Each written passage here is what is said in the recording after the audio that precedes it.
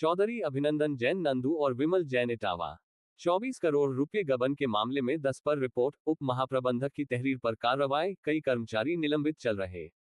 इटावा सहकारी बैंक में हुए 24 करोड़ 18 लाख रुपए के गबन के मामले में जांच कमेटी की रिपोर्ट में बैंक के 10 कर्मचारियों की संलिप्तता सामने आई है।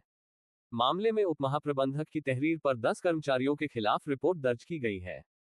जांच कमेटी के अध्यक्ष जिला सहकारी बैंक के उप महाप्रबंधक उमेश कुमार ने थाने में तहरीर देकर बताया कि नौरंगाबाद चौकी के पास कचहरी रोड पर स्थित जिला सहकारी बैंक की मुख्य शाखा में गबन की शिकायत मिलने पर जांच कमेटी गठित की गई थी। जांच में गंभीर वित्तीय अनियमितताएं कर धन का गबन पाया गया। 9 जुलाई को जांच कमेटी के संयुक्त हस्ताक्षर से अंतिम रिपोर्ट प्रस्तुत की गई। जांच में 24 करोड़ 18,66,865 रुपए का गबन व 72,30,013 रुपए की अनियमितता पाई गई। गबन व अनियमितता में बैंक शाखा के कर्मचारियों की संलिप्तता पाई गई। मामले में वरिष्ठ शाखा प्रबंधक अखिलेश चतुर्वेदी निलंबित, वरिष्ठ शाखा प्रबंधक मुख्यालय राजीव मिश्रा, सुनीता, अतुल प्रताप सिंह, नफीसुल जैदी, उपेंद्र कुमार, रिंकी, शिवांगी शुक्ला, अमित कुमार व रिंकी के खिलाफ रिपोर्ट दर्ज कराई गई है। अब आगे की कार्रवाई की जाएगी। उपभोक्ताओं के रुपये सुरक्षित हैं। जीएम ने बताया कि इस अनियमितता के बीच में कोई भी उपभोक्ताओं का नुकसान नहीं हुआ है। उपभोक्ताओं को परेशान होने की आवश्यकता नहीं है, उनका धन सुरक्षित है। वहीं बताया कि आरोपियों से धनराशि की रिकवरी के लिए भी कार्यवाही शुरू कर दी गई है। इसके लिए एक मंडल स्तरीय अधिकारी तैनात किए गए हैं। 2018 का है मामला। जीएम दीपक गुप्ता ने बताया कि मामला 2018 का है। 2023 में मामले की शिकायत होने पर पहले प्राथमिक जांच कराई गई थी। इसमें मामला सही पाए जाने और 2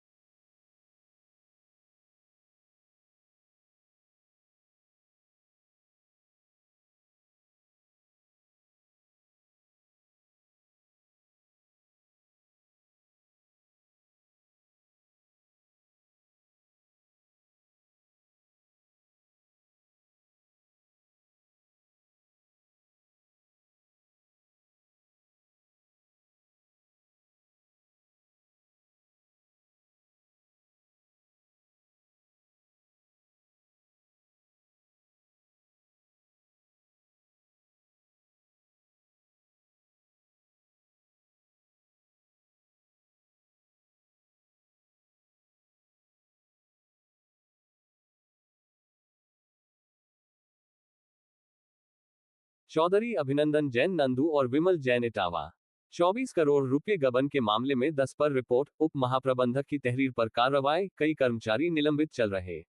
इटावा सहकारी बैंक में हुए 24 करोड़ 18 लाख रुपए के गबन के मामले में जांच कमेटी की रिपोर्ट में बैंक के 10 कर्मचारियों की संलिप्तता सामने आई है। शहर में एक अभियोग दर्ज हुआ है 419, 420, 467, 68, 69 और 71 IPC का। ये मामला जैसा कि उनके जो GM होते हैं उनके द्वारा मेरे संज्ञान में लाया गया था, और जैसा उन्होंने बताया कि डिपार्टमेंटल इंक्वायरी हुई थी इनकी, कोऑपरेटिव बैंक है जो इटावा का, उसमें कई वर्षों से, जैसा कि उन्होंने पहले बताया 18 से लेकर 24 तक लगभग 24 करोड़ 90 लाख रुपए का गबन हुआ है, और बैंक का जो पैसा था वही बैंक के अधिकारी कर्मचारी मिल करके उसमें फ्रॉड करने की बात बताई गई है। इस संबंध में एक अभियोग दर्ज किया गया है और उसकी तफ्तीश गहराई से कराई जा रही है। जो भी तथ्य सामने आएंगे तदनुसार विधिक कार्रवाई की जा रही है। इसमें ये भी बता दूं कि 2 अभियुक्तों को अभी हिरासत में लेकर पूछताछ की जा रही है, और जो तथ्य सामने आएंगे, जो भी कदम होते हैं, जो भी पहल होती है, वो पूरी तरह से गंभीरतापूर्वक इसमें कठोरतम कार्रवाई भी की जाएगी, तथा यह भी देखा जाएगा कि विभागीय कार्रवाई या विभागीय बैंक के लोगों ने इतना लेट या इतना समय लेकर के इसमें क्यों एक्शन लिया, और 6 साल तक ये मामला जो है पर्दे में रहा, और उसके बाद अचानक ये सामने पुलिस के लाया जाता है, जिसमें फिर सीओसीडी से जांच करा कर जब अभियोग दर्ज कराया गया है। सर, और इसकी तफ्तीश जो है कोतवाली पुलिस द्वारा की जा सर रही है। जो लोग लिप्त हैं सर वो अभी इस समय सर कार्यरत हैं या फिर उनको निलंबित कर दिया गया है? कुछ लोग उसमें निलंबित हैं, जिसमें अखिलेश चतुर्वेदी का नाम जो मुख्य रूप से मुख्य अभियुक्त में से है, वो सीनियर ब्रांच मैनेजर के रूप में काम कर रहे थे उस समय अभी प्रमोट भी हो गए थे, लेकिन ये अभी निलंबित चल रहे हैं। इसमें और लोग कुछ लोग निलंबित हैं। बाकी 10 लोगों का नाम इसमें एफआईआर में दर्ज हुआ है, जिसमें 4 से 5 लोग उसमें प्रबंधक के लेवल पर हैं, शाखा प्रबंधक है, सीनियर प्रबंधक है, बाकी लिपिक और कैशियर इसमें शामिल है। तो 10 लोग हैं, उसमें 5 महिलाएं हैं और 5 पुरुष। करोड़ों रुपए का गबन का मामला आया है, क्या पूरा मामला है और किस तरह से कार्रवाई इसमें की जा रही है? देखिए, तो इसमें एक हमें दिसंबर के महीने में शिकायत प्राप्त हुई थी, जिसकी हमने प्राइमरी इंक्वायरी कराई। उस इंक्वायरी में 2 बैंक के कर्मचारियों की संलिप्तता पाई गई थी, उन्हें तभी सस्पेंड कर दिया गया था।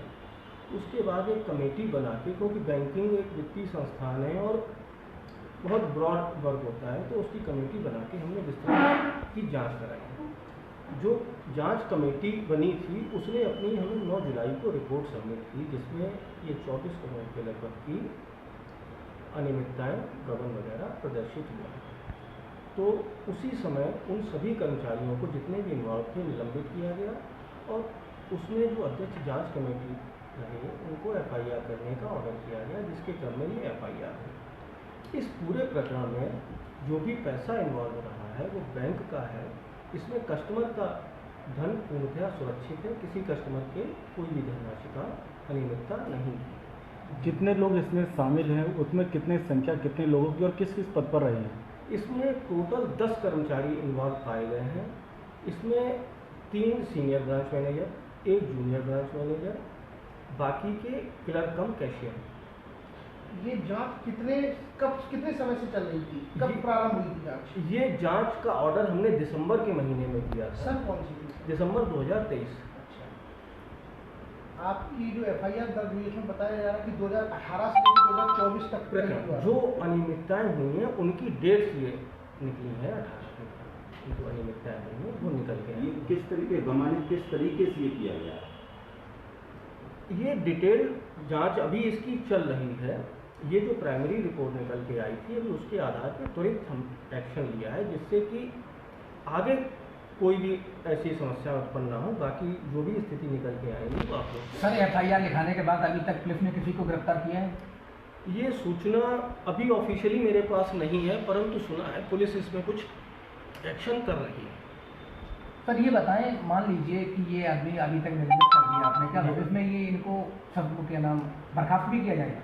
किया जा सकता है। वो जो भी अभी तो प्राइमरी रिपोर्ट आई है उसमें दोषी पाया है। इसकी हर कर्मचारी के कार्य की और उनकी जो भी आईडी हैं उनकी भी जांच होगी। उसमें जो भी चार्जशीट बनेगी उसके आधार पे बैंक प्रबंधन निर्णय लेगा। अकेले हम निर्णय लेने के इंटाइटल नहीं हैं। ये 24 करोड़ की धनराशि का जो गबन हुआ ये क्या ये एक साथ किया गया या धीरे धीरे वर्ष किया गया? अलग अलग, एक साथ पूरा नहीं, थोड़ा थोड़ा करके। ये कब से कब तक का जो आपने 2018 से लेके इधर तक।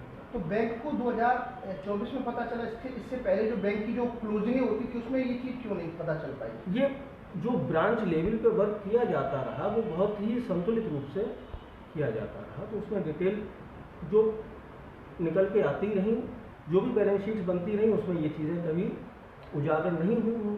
लेकिन जानकारों की माने तो बैंक तो हर साल जो अपनी वार्षिक पुस्तिका लॉन्च करती है उसमें बताती है कि बैंक हमेशा फायदे में चल रही है। हाँ। तो ये आकलन कैसे लिया था और ये घोटाला जब इतना बड़ा था? आकलन जो भी प्रॉफिट निकल के आया है वो बैलेंस शीट के आधार पर प्रॉफिट सही निकल के आया। अगर ये जो अनियमितताएं की हैं ये ना हुई होती तो उतना बैंक का प्रॉफिट और बढ़ सकता था। माना जाए तो प्रॉफिट में से गबन हुआ है।